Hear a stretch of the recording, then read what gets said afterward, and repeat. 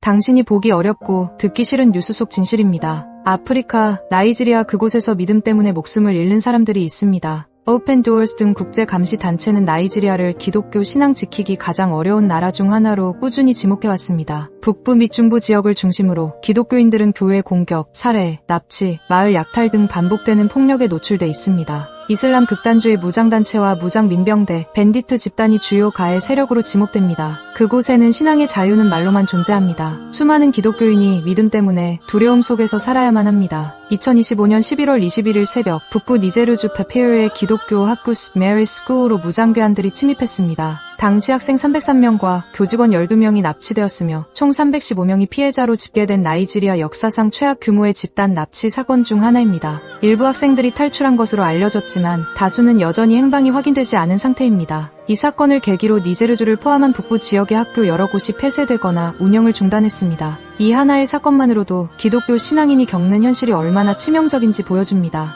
2025년 10월 International Christian Concern 보고에 따르면 아다마와 스테이트의 한 기독교 마을이 야간 공격을 받아 4명이 희생되고 교회와 집이 파괴된 사건이 발생했습니다. 같은 해 6월 중부 지역 농촌의 기독교 농부들이 무장 민병대 공격을 받아 200명 이상이 살해되었다는 보고가 있었습니다. 이들 중에는 어린아이와 노인이 포함되어 있었습니다. 이런 사건들은 단발적이지 않습니다. 인권단체 보고에 의하면 2009년부터 2025년까지 수만 건의 공격, 수천 명의 살해, 수백 개의 교회 파괴가 반복되어 왔습니다. 일부 보고서는 매년 수백 건의 교회 공격이 발생하며 기독교인은 상시적 위험에 놓여 있다고 경고합니다. 이곳에서는 예배당이 안전한 공간이 아닙니다. 교회가 무너짐은 믿음의 터전이 사라지는 것을 의미합니다. USCIRF 2025년 보고서는 나이지리아 정부가 폭력 사태에 대응해왔지만 여전히 종교 공동체 보호와 종교 자유 보장에 명백한 실패가 있다고 기록합니다. 실제로 많은 폭력 사건에서 무장 단체의 공격, 납치, 살해가 있었지만 책임을 묻거나 피해 복구, 재건을 위한 정부의 구조적 노력은 매우 제한적이라는 지적이 반복되고 있습니다.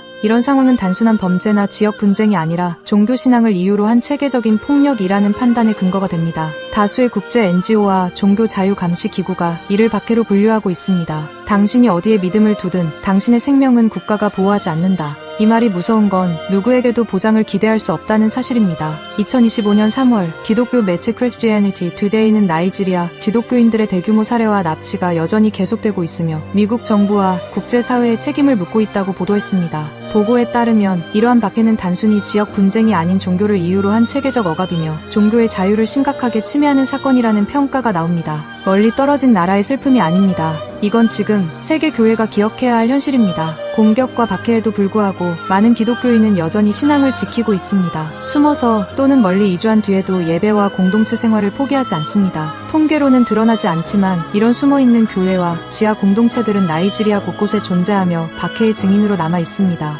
폭력은 그들의 예배당을 불태웠지만 예배당이 사라졌다고 예배가 사라진 것은 아닙니다. 당신의 믿음은 안전합니까? 우리는 편안한 공간에서 예배하고 자유롭게 신앙을 고백합니다. 하지만 나이지리아에서는 그 자유조차 위협받고 있습니다. 이 현실을 기록하고 기억하는 것은 중요합니다. 우리가 할 수 있는 것은 알리는 것, 기도하는 것, 연대하는 것, 그리고 가능한 지원을 모색하는 것입니다. 영상, 설교, 모임, 자료를 통해 이 이야기를 멈추지 않고 전해야 합니다. 이들은 단지 한 사건 속 숫자가 아닙니다. 이름 없는 피해자가 아니라 하나님과 함께하는 형제자매입니다.